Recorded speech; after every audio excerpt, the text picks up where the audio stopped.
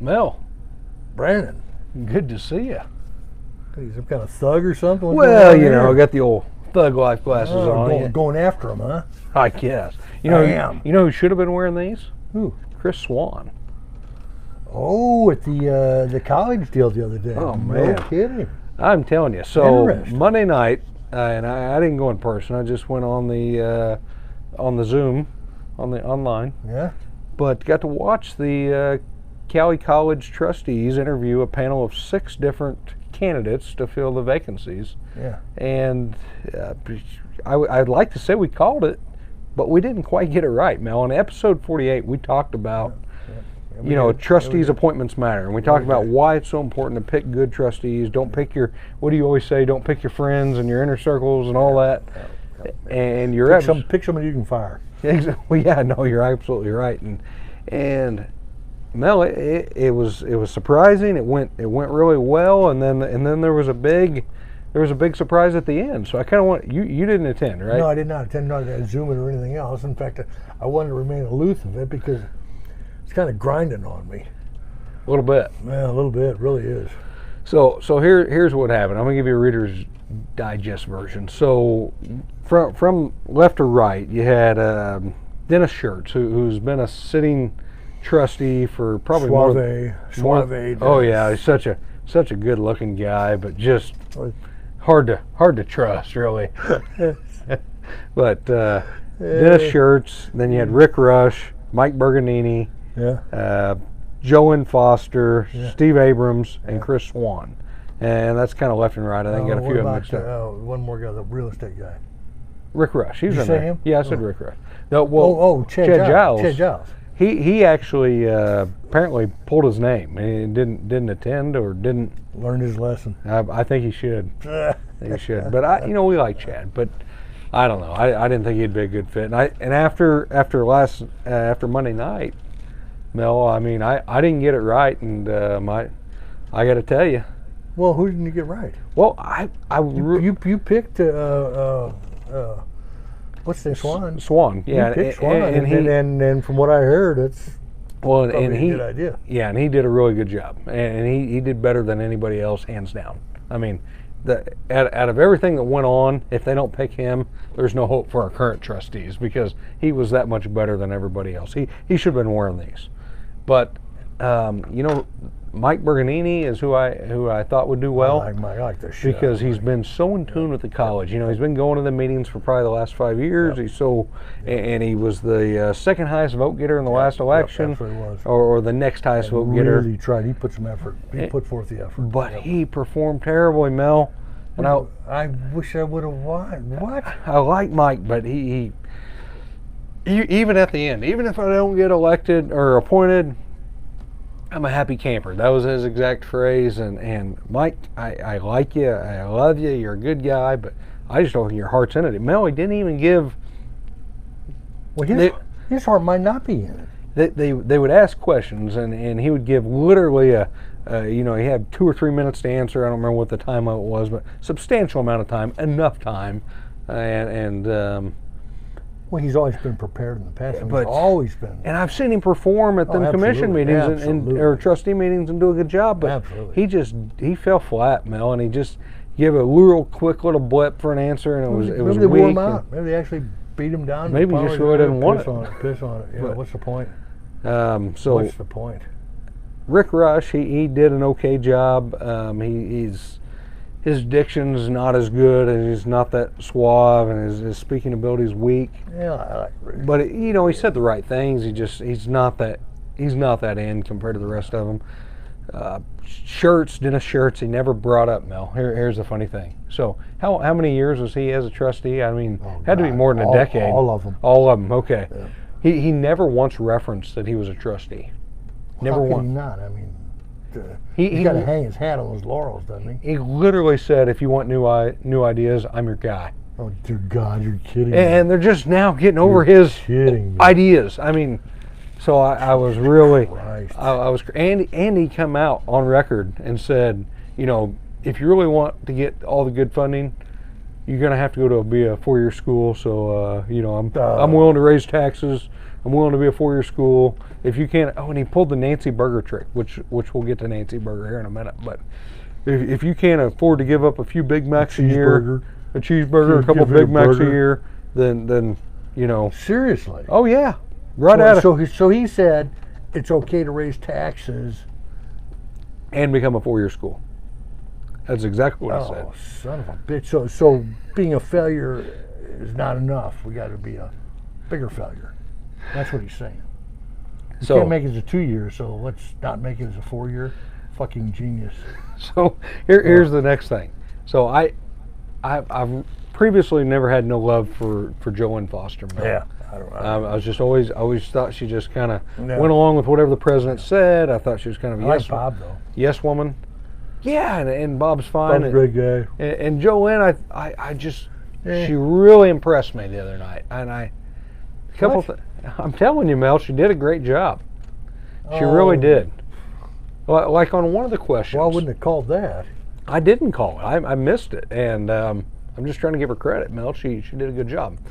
One of the questions, and this is, I had like 3 highlights of the night, and I want to make sure I share them with our audience. Well, let's go back to a little tiny bit. I've seen her on other boards. She did really well. I'll be damned. One of the things that they asked her, all right, so times are tight. We may have to cut funding. Huh? If you're in a position to cut funding, what are you going to do? And she goes, well, here's the thing. I don't want to lose sight of what college is for. College is for the purpose of educating people and our youth. Okay. So the first thing I'd be willing to cut is sports. And while, that may not resonate with everybody, it resonates with me really well because, that's kind of a dangerous position for her to take too. It is, but it's the right position, Mel. No argument for me.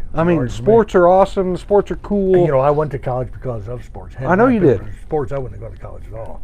But Mel, she put it out there and she was right, and I gotta appreciate that. And there was a number of other little things that she said that was the right thing to say, and because everything else in the past was.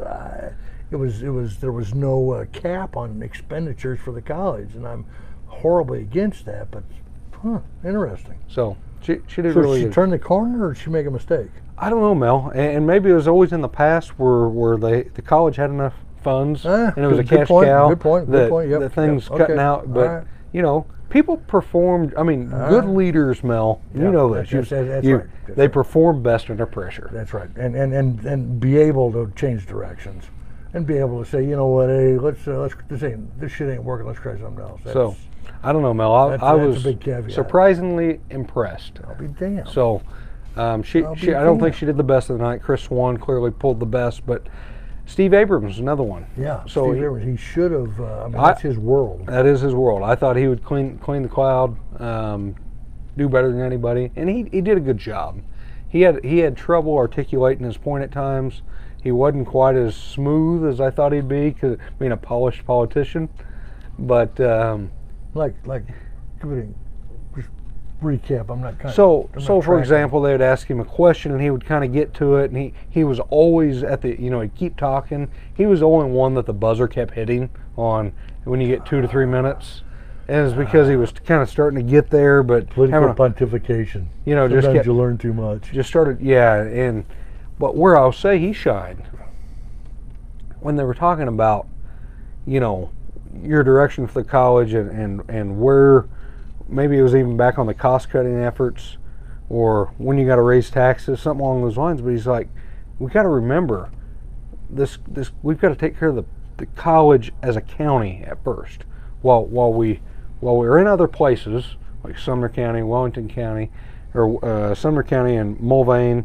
In these other places, we've got to take care of Cowley County first, because this is a Cowley college, and he spoke to that, and he spoke to the fact of take care of our own first. No expansionism. Maybe to the point of even solidify this first. Yes, you got to get this. Withdraw and get this. And I appreciated that, because pull in and get this fixed first. And he never came out and said, and somebody did. I think it was absolutely Mike Berganini. about, you know, having foreign students and things like that, and I understand, but I like the premise of taking care of Cowley County first. And, absolutely. And because that's where the base of our tax we dollars. Take care of ourselves. Nobody else is going to. That's right. Everybody take our money and piss it off and head out of town. I mean, we've had that MOS for years. We're just a stepping stone. So never protecting ourselves. And it shows in the college, and it shows in how many businesses are left in town, how many entities are left in town. They've all moved out because we always embrace somebody else. I like that. So Chris Swan, yeah, the star of the evening, in my opinion, he said all the right things almost at every question that was asked, and the one that he really stood out on, and he was the first one that got an opportunity to answer on this question. Was when at what point or at what, how would you, when you're forced to raise taxes, what would justify you to raise taxes? This is a question asked to him. Yeah, no, something along those lines. What would it? Prescripted, or they're they didn't know they didn't. I mean, I understand that the candidates didn't know the questions, and they kind of went in a round robin effect, and it worked fairly well. And I didn't think anybody got like a, you know, it definitely wasn't slated. The moderator, Nita Judge Jenkins, she did a fairly good job, and Mel, it wasn't a setup. I mean, they each kind of got some difficult questions at times, and wow, so it was an up and up. It was up and up. I'm telling you, it was well handled. But Chris Swan got asked a question: at what point, or when you're prepared to raise taxes, how would you justify that, or something? And he straight up committed to. He goes, I can't commit to not ever raising taxes because he goes, I haven't seen the numbers, but I'm not going to sit here and tell you I will or I won't. But here's what I'm going to tell you: I'm a data-driven guy, and I'm going to look at all the numbers, all the facts, all the places that we can possibly curve to save money and or, you know, take a deduction on different things to not raise taxes. Was he wearing a mask? No, he's a data-driven guy. Data-driven. Man, I'm telling you. Data-driven is but pointless. He's extremely data-driven, and I appreciated that because, and even went as far to say, we're going to make data-driven decisions, not emotional decisions, because I feel like so often in politics, things are made from emotion. Absolutely. And oh, we're never going to have a theater if we don't get new lights in the Brown Center. Oh, the boiler's going to blow up, and our kids are going to have hot water. I mean, you know, just whatever it is. Over and over and over. And it's prompted that way. And you cut through that bullshit and say that, you know, if the numbers ain't there, they ain't there. That's right. And so I really think, Mel, they've got three good candidates, and it wasn't the three I initially thought about. But. Oh, I didn't get to tell you the best part. So, you know, I'm not there in person. I'm just on Zoom. Yeah. And I noticed kind of like when they're panning and scanning, Nancy Berger's not in the room. Oh, that's right. Yeah. What's up? So at the end of the meeting, at the end of the interview candidate forum, they pan over to Chairman Arnett and start asking Arnett. He starts thanking everybody for their showing up and doing their thing, and then he also makes the announcement that Nancy Berger, Nancy Cheeseburger, which, you know, we were critical of her for raising our taxes the first time, and then choosing to not vote because it wasn't in her jurisdiction, some blah blah blah. But she felt compelled enough to raise your taxes, but she wouldn't vote against not raising your taxes. Telling us what to eat or what not to eat. And saying everybody can afford, you can afford to skip a cheeseburger and you can afford to pay the college. But anyhow, so she wasn't in the room. He announced that she immediately resigned, effectively, whether it was that day or the day prior, I don't know. But so she resigned. She's gone. So now, not only are there 2 vacancies at Cowley College, there's 3. Did she have a resignation letter? She had a letter, but it didn't depict why she resigned. And then in today's paper, yesterday's paper, one of the papers, I think it was today, Wednesday's paper, he said, Harold Arnett, who's the board chair, that he had reached out to her and got no response or no comment. The paper reached out to her, no response or comment. And he was, in Harold's response in the paper, he was disturbed, I think it was his words, disturbed that she didn't offer a reason or an explanation for her resigning. And Mel, I've got a little bit of suspicion just based on the animosity that I've seen that Harold was part of the problem, and I say part of the problem. Let me. Problem or solution?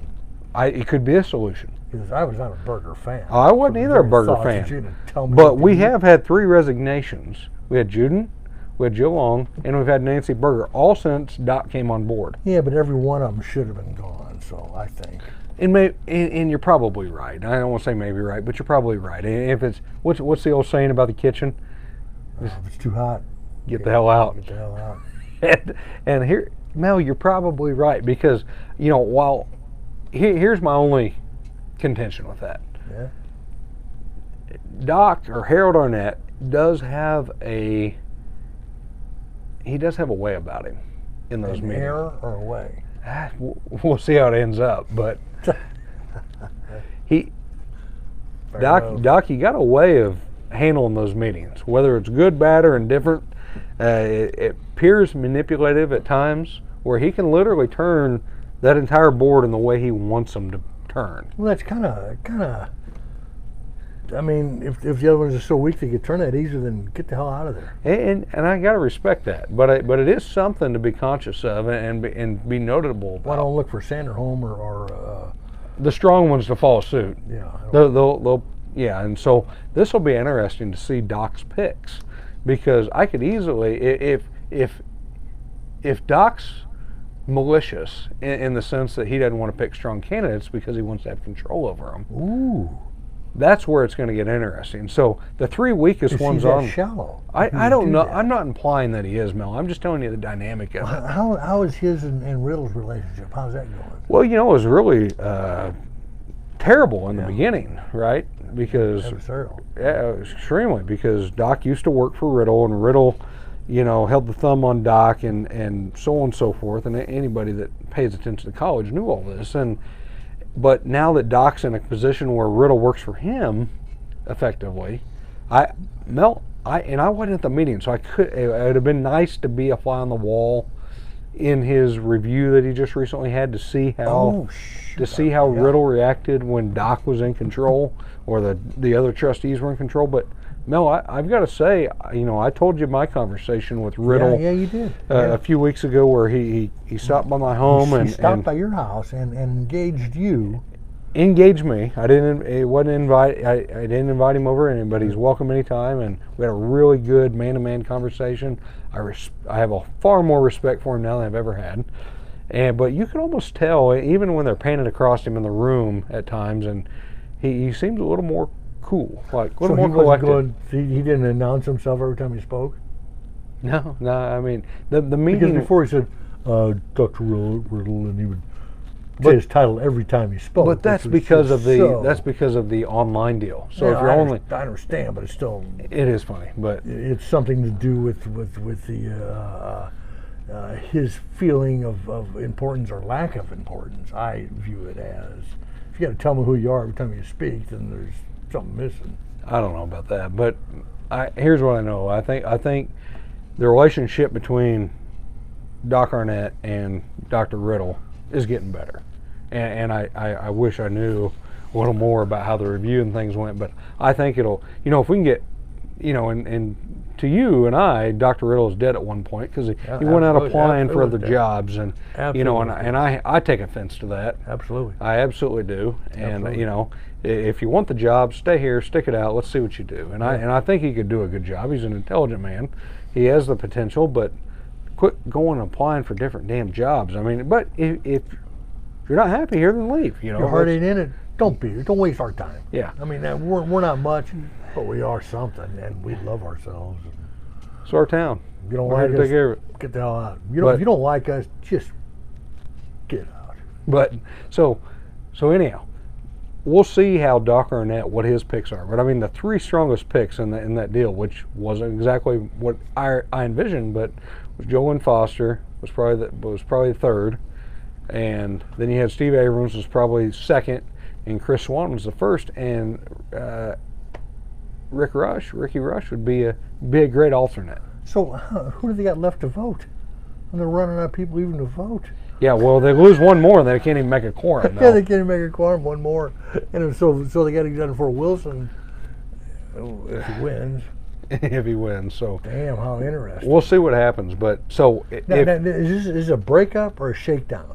I think a breakup means, but a shakedown means, hey, we're getting to the bottom of the problem. I think we're getting to the bottom of the problem, and I don't want to be too critical to Harold Arnett, Doc Arnett, but Mel, I think some of these changes, while they might seem scary at times, or getting rid of all these board members, it could be a good thing. No, it could be a very good thing. But one thing Harold's got to work on, and this board meeting things that last till 10 o'clock at night, this shit's got to go, and we can't. It's exhausting. You can't do that to people. It ain't right. You know, if you can't get it all done in a couple hours, have another meeting later down the road. But they drug meetings out till past 10 o'clock at night, Mel. That's ridiculous. Is that a recent phenomenon? Has it always been that way? Just since Doc's been in charge of since he's been the chair. Well, if they've got a lot to say and a lot of ground to cover, but do they have a work session? See, that's bullshit too. You've got to have your ducks in a row before you go out. Middle of the day work session. And then have a public regular something. I don't like middle of the day stuff. But a work session, so you get all your ducks in a row, and your exposure time needs to be limited. Plus, everybody needs a chance to rebuttal or to formulate, and to spring it all at once. And all of a sudden, later that night, the guy's trying to fall asleep, rehashing the stuff. Oh, I should have said this. So we'll see what happens, Mel. But here's what'll be interesting, because I know Sanderholm, and here's the other good takeaway. I think everybody better pay attention to this, especially Riddle.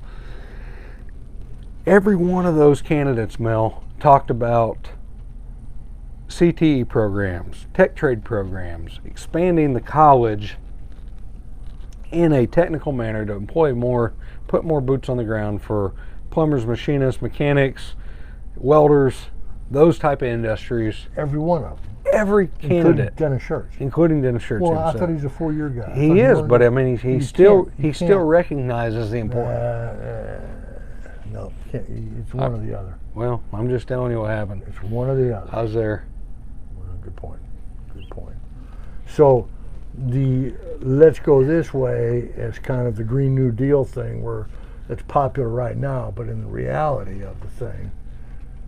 Is that what I'm seeing, or is that what I'm hearing? I don't know, Mel. I think here's what'll be interesting, to see what the other trustees, and I hope it's public, and I hope we know that Glennis Zimmerman picks these 3 as her favorite, and I hope we know that Doc Arnett picks these 3 as his favorite. And what that'll tell us, it'll tell us about their direction. Because if I'm just making this up, but if Gary Wilson goes and picks, which I can imagine, he'll pick probably those top 3 that I think, because they suited us well, and they did well in their interview. But if, let's just make this up, and I don't think Brian would dare do this, but if Brian went and picked Dennis Schertz, Rick Rush, and Mike Berganini, that would tell us that he wants some followers, and Doc could follow, and that'll tell us a lot about Doc and his direction as well. How they pick. We'll see what happens. Ned Graham, there's no telling who the hell that guy will pick. That guy doesn't even know what the hell's going on. Interesting. Very interesting. So, and it's important. It's very important. What's their budget?